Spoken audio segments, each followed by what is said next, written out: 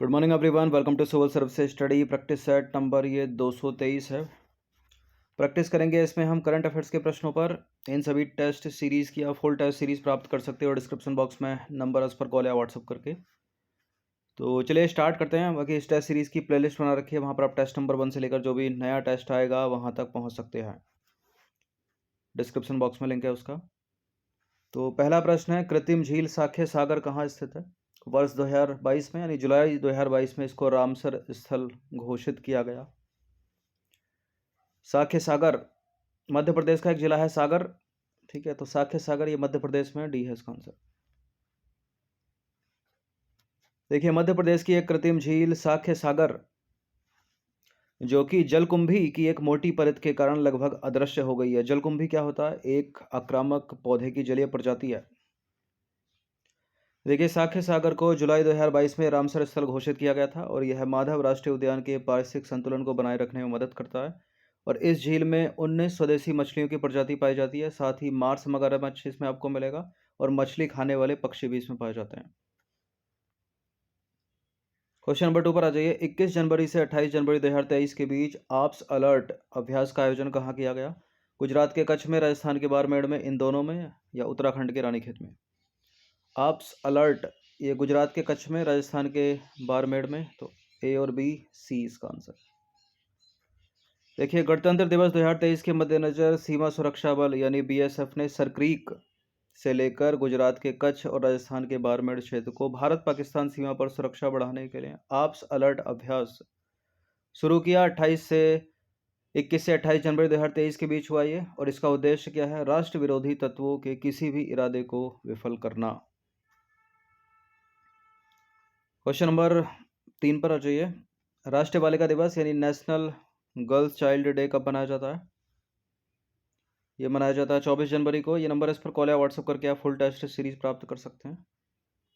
तो वर्ष 2000 सॉरी देखिए वर्ष क्या हो गया, वर्ष कहाँ से आ गया? ऐसे कर सकते हैं इसको, वर्ष 2023 में 24 जनवरी को भारत राष्ट्रीय बालिका दिवस के रूप में मनाता है। हटा ही देते हैं। 24 जनवरी को भारत राष्ट्रीय बालिका दिवस के रूप में मनाता है। और राष्ट्रीय बालिका दिवस की जो शुरुआत है पहली बार वर्ष 2008 में महिला एवं बाल विकास मंत्रालय यानी ministry of women and child development द्वारा की गई थी। कब? 2008 में। और इस दिवस का उद्देश्य क्या है? लड़कियों के प्रति समाज का नजरिया बदलने, कन्या भ्रूण हत्या को कम करने और घटते लिंगानुपात के बारे में जागरूकता पैदा करना। क्वेश्चन नंबर 4 पर आ जाइए। हाल ही में निम्नलिखित में से किस राज्य सरकार ने अंधता नियंत्रण नीति लागू की है? हिमाचल, राजस्थान, गुजरात या बिहार? इसका आंसर है राजस्थान, ऑप्शन नंबर बी। देखिए 13 जनवरी 2023 को राजस्थान के मुख्यमंत्री अशोक गहलोत ने बताया कि प्रदेश के चिकित्सा एवं स्वास्थ्य विभाग द्वारा प्रदेश में निरोगी राजस्थान की परिकल्पना को साकार करने की दिशा में एक अभिनव पहल करते हुए देश में पहली बार राइट टू राइट विजन के उद्देश्य के साथ अंधता नियंत्रण पॉलिसी लागू की गई। क्वेश्चन नंबर 5 पर आ जाइए। केवलादेव राष्ट्रीय उद्यान निम्नलिखित में से कहाँ स्थित है? केवलादेव राजस्थान में है, ठीक है। केवलादेव राष्ट्रीय उद्यान जो है राजस्थान के भरतपुर में स्थित एक आर्द्रभूमि और पक्षी अभ्यारण्य है। और यह यूनेस्को विश्व धरोहर स्थल और दुनिया के सबसे महत्वपूर्ण पक्षी विहारों में से एक है। अच्छा याद रखिएगा, चिल्का झील जो है उड़ीसा की और राजस्थान का केवलादेव राष्ट्रीय उद्यान यह है। वर्ष 1981 में इनको भारत के पहले रामसर स्थलों के रूप में मान्यता दी गई थी। और वर्तमान में केवलादेव राष्ट्रीय उद्यान और मणिपुर की जो लोकटक झील है वो मॉन्ट्रेक्स रिकॉर्ड में शामिल है। केवल ये दोनों, इतनी चीज़ आपको याद रखनी है। क्वेश्चन नंबर 6 पर आ जाइए। भारत के हीरा उद्योग के संदर्भ में कुछ स्टेटमेंट है, यहाँ पर कौन सा इसमें सही होगा? देखिए भारत में जो गुजरात राज्य है उसका जो सूरत जिला है वो हीरा निर्माण का वैश्विक केंद्र है। और दुनिया के कुल हीरे के निर्यात में भारत 19% का योगदान करता है। और भारत हीरे के लिए दुनिया का सबसे बड़ा कटिंग और पॉलिशिंग केंद्र है, सबसे बड़ा।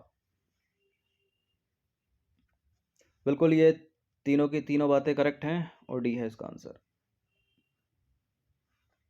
तो भारत हीरो के लिए दुनिया का सबसे बड़ा कटिंग और पॉलिशिंग केंद्र जो वैश्विक स्तर पर पॉलिश किए गए हीरे के निर्माण का 90% से अधिक हिस्सा है।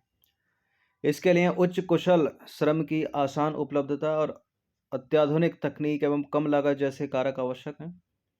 देखिए, गुजरात राज्य का जो सूरत जिला है वो हीरा निर्माण का वैश्विक केंद्र है, और इन कटे और पॉलिश किए गए हीरो हेतु अमेरिका जो है वो सबसे बड़ा बाजार है, जिसमें चीन दूसरे नंबर पर है। और दुनिया के कुल हीरे के निर्यात में भारत 19% का योगदान करता है। संयुक्त अरब अमीरात भारतीय सोने के आभूषणों का सबसे बड़ा निर्यात गंतव्य है, जो दक्षिण एशियाई देशों के आभूषण निर्यात के 25% से अधिक है। नवंबर 2022 की बात करें तो भारत का जो रत्न और आभूषण का कुल निर्यात है वो 2.43 बिलियन अमेरिकी डॉलर था, जो कि एक वर्ष पहले की अवधि से तुलना करें तो 2.05% अधिक है। क्वेश्चन नंबर 7 पर आ जाइए। हाल ही में खेलो इंडिया यूथ गेम्स में पहली बार निम्नलिखित में से किस खेल को शामिल किया गया? बताइए। कैनोए, स्लालोम, क्रिकेट को, फुटबॉल को, योगासन को, किसको? इन सभी टेस्ट का PDF भी प्राप्त कर सकते हो, जो मिलेगा आपको पेड टेलीग्राम ग्रुप में ही। कैनोए, स्लालोम, इसका आंसर है ऑप्शन नंबर ए। देखिए, पहली बार खेलो इंडिया यूथ गेम्स में शामिल कैनोए या वाटर स्लालोम इवेंट के पुरुष के K2 इवेंट में प्रद्युमन सिंह राठौर ने स्वर्ण पदक जीता।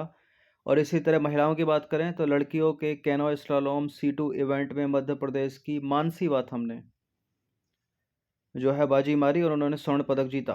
ठीक है, मानसी ने 250 मीटर कोर्स पर रेस पूरी करने के लिए 596 सेकंड का समय लिया, गोल्ड मेडल जीता। तो कैनोए, पहले खेल कैनोए स्लालोम को शामिल किया गया खेलो इंडिया यूथ गेम्स में पहली बार। ठीक है, प्रद्युमन सिंह राठौर पुरुष वर्ग में स्वर्ण पदक, मानसी वाथम महिला वर्ग में स्वर्ण पदक। डेलिमिनेशन आयोग यानी परिसीमन आयोग बड़ा महत्वपूर्ण है। ठीक है, इसको याद रखिएगा, इससे जुड़ी चीज़ें हमेशा। देखिए, परिसीमन आयोग का गठन भारत के राष्ट्रपति द्वारा किया जाता है, और यह भारत निर्वाचन आयोग के सहयोग से काम करता है। यह अनुसूचित जाति और अनुसूचित जनजाति की जनसंख्या के आधार पर उनके लिए सीटें आरक्षित करता है। यदि आयोग के सदस्यों के विचारों में मतभेद होता है तो निर्णय बहुमत के आधार पर लिया जाएगा। ये सारे के सारे करेक्ट हैं। बिल्कुल, ये तीनों के तीनों करेक्ट हैं, और इसका आंसर हो जाएगा ऑप्शन नंबर डी। ठीक है, इस लाइन से अलग से ये प्रश्न बन सकता है कि यदि परिसीमन आयोग के सदस्यों के बीच मतभेद होता है तो भारत निर्वाचन आयोग बीच बचाव करता है या उसका निर्णय अंतिम होता है? ऐसा कुछ नहीं है, निर्णय बहुमत के आधार पर लिया जाता है इन्हीं में से। तो परिसीमन आयोग या डेलिमिनेशन आयोग का गठन भारत के राष्ट्रपति द्वारा किया जाता है, और यह भारत निर्वाचन आयोग के सहयोग से काम करता है। सभी निर्वाचन क्षेत्रों की जनसंख्या को समान करने के लिए निर्वाचन क्षेत्रों की संख्या और सीमा को निर्धारित करना। ठीक है, ये काम है इसके। देखिए, ऐसे क्षेत्र जहां सापेक्षिक रूप से अनुसूचित जाति और जनजाति की जनसंख्या अधिक है उनके लिए आरक्षित करना। यदि आयोग के सदस्यों के विचारों में मतभेद होता है तो निर्णय जो है बहुमत के आधार पर लिया जाता है। और भारत का परिसीमन आयोग एक शक्तिशाली निकाय है, बड़ी इंपॉर्टेंट लाइन है ये, जिसके निर्णय कानूनी रूप से लागू किए जाते हैं तथा ये निर्णय किसी भी न्यायालय में इनको चुनौती नहीं दी जा सकती, चाहे सुप्रीम कोर्ट क्यों ना हो। ये जीके का एक प्रश्न आ गया, समुद्रगुप्त का दरबारी कवि कौन था? इंपॉर्टेंट है प्रश्न। समुद्रगुप्त का दरबारी कवि था हरिशैन, ऑप्शन नंबर डी। तो समुद्रगुप्त जिसको कहा जाता है भारत का नेपोलियन, इसका दरबारी कवि हरिशैन था, और हरिशैन ने लिखी थी प्रयाग प्रशस्ति या इलाहाबाद प्रशस्ति। ठीक है, और अपने विजय अभियानों का विस्तृत वर्णन किया उसने। 10वां प्रश्न है, विश्व आर्थिक मंच ने निम्नलिखित में से किस शहर को चौथी औद्योगिक क्रांति के केंद्र के रूप में चुना है, यानी centre for the fourth industrial revolution C4IR? किसको? जापान का टोक्यो, ऑस्ट्रेलिया का सिडनी, भारत का मुंबई या भारत का हैदराबाद? भारत का हैदराबाद, ऑप्शन नंबर सी। तो हाल ही में विश्व आर्थिक मंच ने तेलंगाना की राजधानी हैदराबाद को चौथी औद्योगिक क्रांति के केंद्र के लिए चुना है। Centre for the fourth industrial revolution Telangana एक स्वायत्त गैर लाभकारी संगठन होगा जो स्वास्थ्य देखभाल और जीवन विज्ञान पर ध्यान केंद्रित करेगा। देखिए, डिजिटल भौतिक और जैविक दुनिया के बीच की सीमाओं को धुंधला करने के लिए प्रौद्योगिकी का उपयोग इसकी विशेषता है, और ये डेटा संचालित होता है। प्रमुख प्रौद्योगिकियों की बात करें तो क्लाउड कंप्यूटिंग, बिग डेटा, स्वायत्त रोबोट, साइबर सुरक्षा, सिमुलेशन और एडिटिव मैन्युफैक्चरिंग और इंटरनेट ऑफ थिंग्स इसमें शामिल है। ये सारे टॉपिक हैं और यूपीएससी के फेवरेट हैं, प्रश्न इनसे करती रहती है। इंटरनेट ऑफ थिंग्स पे किया, साइबर सुरक्षा पे किया है, क्लाउड कंप्यूटिंग पर ही पूछ चुकी है। देखिए, फोर्थ इंडस्ट्रियल रेवोल्यूशन यानी 4IR शब्द वर्ष 2016 में WEF के कार्यकारी अध्यक्ष क्लास श्वाब के द्वारा गढ़ा गया था। अब आ जाइए क्वेश्चन नंबर 11 पर। निम्नलिखित में से कौन से जारी फोर्थ औद्योगिक क्रांति यानी चौथी औद्योगिक क्रांति का निकट परिपूर्ण उदाहरण है? इनमें से कौन से? पेसमेकर, जेनोवॉट्स, स्मार्ट रेलवे के कोच, ये सभी फोर्थ इंडस्ट्रियल रेवोल्यूशन के ये सभी एग्जाम्पल हैं। पेसमेकर, जेनोवॉट्स हो गया, स्मार्ट रेलवे के कोच हो गए। डी है इसका आंसर। तो पेसमेकर की बात करें तो पेसमेकर चल रही चौथी औद्योगिक क्रांति यानी फोर्थ इंडस्ट्रियल रिवोल्यूशन का एक निकट परिपूर्ण उदाहरण है। पेसमेकर के 4 वायरलेस सेंसर तापमान, ऑक्सीजन के स्तर और हृदय की विद्युत गतिविधि जैसी नब्ज की निगरानी करते हैं।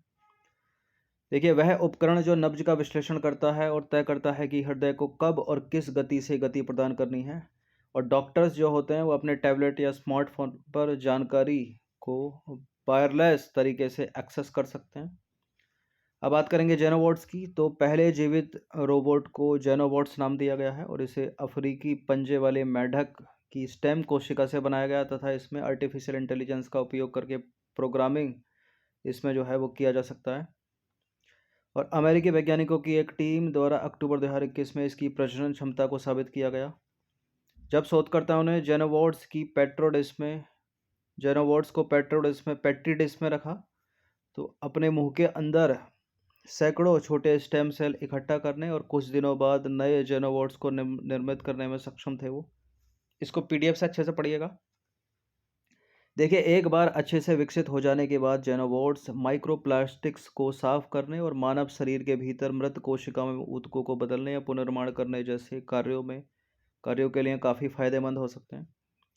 ठीक है, ये तो हो गया जेनोवॉट्स। अब आ जाइए स्मार्ट रेलवे कोच पर। नवंबर 2020 में उत्तर प्रदेश के रायबरेली में मॉडर्न कोच फैक्ट्री ने स्मार्ट रेलवे कोच तैयार किए जो यात्रियों को आरामदायक अनुभव प्रदान करने हेतु सेंसर युक्त बैटरी से लैस हैं। और ये सेंसर शौचालयों में गंध के स्तर की निगरानी कर सकते हैं, दरवाजों के सुरक्षित रूप से बंद होने की जांच कर सकते हैं, आग के प्रयोग से बचने में मदद कर सकते हैं और चेहरे की पहचान के लिए CCTV कैमरों का उपयोग कर अनधिकृत यात्रा रोकने में मदद कर सकते हैं। क्वेश्चन नंबर 12 पर आ जाइए। पहले भी हम चर्चा कर चुके हैं कई बार। पर्यावरण संवेदनशील क्षेत्र यानी इको सेंसिटिव जोन से रिलेटेड 2 स्टेटमेंट है, कौन सा इसमें करेक्ट होगा? पर्यावरण संरक्षण अधिनियम 1986 के तहत राज्य सरकारों को राष्ट्रीय उद्यानों और वन्यजीव अभ्यारण्यों की सीमाओं के 10 किलोमीटर के भीतर आने वाली भूमि को इको सेंसिटिव जोन या पर्यावरण संवेदनशील क्षेत्र घोषित करना चाहिए। और पर्यावरण संवेदनशील क्षेत्र में कृषि या बागवानी प्रथाएं जो हैं वो निषिद्ध होती हैं। निषिद्ध नहीं होती, अनुमति लेके आप कर सकते हो। तो करेक्ट है पहला स्टेटमेंट, दूसरा वाला इनकरेक्ट है। तो देखिए, पर्यावरण, वन और जलवायु परिवर्तन मंत्रालय की राष्ट्रीय वन्यजीव कार्य योजना 2002 से जो 2006-16 में निर्धारित है, उसमें जो है पर्यावरण संरक्षण अधिनियम 1986 के तहत राज्य सरकारों को राष्ट्रीय उद्यानों और वन्यजीव अभयारण्यों की सीमाओं के 10 किलोमीटर के भीतर आने वाली भूमि को इको सेंसिटिव जोन या पर्यावरण संवेदनशील क्षेत्र घोषित करना चाहिए। देखिए, पर्यावरण संवेदनशील क्षेत्र के आसपास की गतिविधियां, एक तो निषिद्ध गतिविधियां मतलब पूरी तरह से बैन, एक है विनियमित गतिविधियां यानी रेगुलेटेड, और एक है अनुमति प्राप्त गतिविधियां यानी परमिशन लेकर जो आप कर सकते हो, जो पूरी तरह से बैन है। वाणिज्यिक खनन नहीं कर सकते, RML स्थापित नहीं कर सकते, प्रदूषण फैलाने वाले उद्योग की स्थापना नहीं कर सकते, प्रमुख जल विद्युत परियोजनाओं की स्थापना नहीं कर सकते, लकड़ी का व्यावसायिक उपयोग नहीं कर सकते। जो रेगुलेटेड है उसमें पेड़ों की कटाई, होटल और रिसोर्ट्स की स्थापना की जा सकती है, प्राकृतिक जल का व्यावसायिक उपयोग, बिजली के तारों का निर्माण, कृषि प्रणाली में भारी परिवर्तन जैसे भारी प्रौद्योगिकी, कीटनाशकों आदि को अपनाना और सड़कों को चौड़ा करना आदि। अनुमति प्राप्त गतिविधियां कौन सी हैं? परमिशन लेकर क्या किया जा सकता है? संचालित कृषि या बागवानी प्रथाएं चलाई जा सकती हैं, वर्षा जल संचयन कर सकते हैं, जैविक खेती कर सकते हैं, नवीकरणीय ऊर्जा स्रोतों का उपयोग, और सभी गतिविधियों के लिए हरित प्रौद्योगिकी को अपनाना। ये चीज़ है अनुमति प्राप्त। यानी ये वैन में अगर लिखा आएगा स्टेटमेंट में तो गलत हो जाएगा, और वैन वाली इसमें लिखी आ जाएंगी तो भी स्टेटमेंट गलत हो जाएगा। क्वेश्चन नंबर 13 पर आ जाइए। मानव अधिकारों के लिए भारत द्वारा किए गए संवैधानिक प्रावधानों को निम्नलिखित में से किस भाग में शामिल किया गया है? मूल अधिकारों में, राज्य के नीति निषेध सिद्धांतों में, इन दोनों में, इनमें से किसी में भी नहीं। मूल अधिकार 12 से 36 और राज्य के नीति निषेध तत्व 36 से 51, इन दोनों में है। ठीक है, इसमें तो पढ़ा ही होगा, इसमें है काम का अधिकार। ठीक है, तो मानव अधिकारों के लिए भारत के संविधान में प्रावधान है, मूल अधिकारों में भी है, राज्य के नीतिगत सिद्धांतों में अनुच्छेद 14 से 32 है, ठीक है, जो मेन प्रावधान है। अब देखिए, राज्य के नीति निदेशक सिद्धांतों में आ जाइए, तत्वों में आ जाइए। संविधान के अनुच्छेद 36 से 51 तक इसमें प्रावधान है, और इसमें सामाजिक सुरक्षा का अधिकार है, काम का अधिकार है, रोजगार चयन का अधिकार है, बेरोजगारी के विरुद्ध सुरक्षा का अधिकार है, समान काम तथा वेतन का अधिकार है, मुफ्त और अनिवार्य शिक्षा का अधिकार और मुफ्त कानूनी सलाह का अधिकार। ये पढ़ा भी होगा आपने। अब आ जाइए क्वेश्चन नंबर 14 पर। वन सलाहकार समिति यानी फॉरेस्ट एडवाइजरी कमेटी से संबंधित निम्नलिखित कथनों पर विचार कीजिए। फॉरेस्ट एडवाइजरी कमेटी वन संरक्षण अधिनियम 1980 के तहत एक सांविधिक निकाय है, यानी स्टैच्यूटरी बॉडी है। और फॉरेस्ट एडवाइजरी कमेटी केंद्रीय पर्यावरण, वन और जलवायु परिवर्तन मंत्रालय के अंतर्गत काम करती है। और तीसरा स्टेटमेंट है कि यह समिति गैर वन उपयोगों जैसे कि खनन, औद्योगिक परियोजनाओं आदि के लिए वन भूमि के प्रयोग की अनुमति देने और सरकार को वन मंजूरी के मुद्दे पर सलाह देने के लिए काम करती है, ठीक है। स्टैच्यूटरी बॉडी है, केंद्रीय पर्यावरण, वन और जलवायु परिवर्तन मंत्रालय के अंतर्गत है, एक काम इसका यह है। और ये तीनों के तीनों यहाँ पर सही हैं, और डी है इसका आंसर, ठीक है। और वही चीज़ जो स्टेटमेंट में है वो यहाँ भी लिखी हुई है व्याख्या में, इसको पढ़ लीजिएगा। अब आ जाइए क्वेश्चन नंबर 15 पर, अंतिम प्रश्न पर चलते हैं। 15 प्रश्न है, एलोरा की गुफा 15 का भित्ति चित्र जिसमें विष्णु को नरसिंह अर्थात पुरुष सिंह के रूप में दिखलाया गया है, किस काल की कृति है? गुप्त काल की, गुर्जर प्रतिहार काल, राष्ट्रकूट काल या चाणक्य काल? चालुक्य काल। देखिए, एलोरा की गुफा 15 का भित्ति चित्र जिसे विष्णु को नरसिंह या पुरुष सिंह के रूप में दिखलाया गया है, यह कृति है राष्ट्रकूट काल की। ऑप्शन नंबर सी है इसका आंसर। तो एलोरा दुनिया में सबसे बड़े रॉक कट हिंदू गुफा परिसरों में से एक है, हिंदू मंदिर गुफा परिसरों में से एक है, जिसमें विशेष रूप से हिंदू धर्म और 600 से 1000 ईस्वी अवधि की कलाकृतियों के साथ कुछ बौद्ध और जैन स्मारक हैं। देखिए, राष्ट्रकूट 6वीं और 10वीं शताब्दी के बीच भारतीय उपमहाद्वीप के बड़े हिस्सों पर शासन करने वाला एक शाही राजवंश था। द्रविड़ या पल्लव शैली को राष्ट्रकूट शासकों ने अपनाया था, और गुफा 15 को दशावतार गुफा के रूप में जाना जाता है, जो राष्ट्रकूट राजा दंती दुर्ग के काल से संबंधित है। यह गुफा मुख्य रूप से भगवान शिव और भगवान विष्णु को विभिन्न रूपों में दर्शाती है, और इस 2 मंजिला संरचना में एक बड़ा प्रांगण है जिसमें एक अखंड नदी मंडप खड़ा है, और नदी देवियाँ प्रवेश द्वार को प्रवाहित करती हैं। और इस गुफा की सबसे अच्छी नक्काशी है हिरण्यकश्यप की मृत्यु को दर्शाती है वो।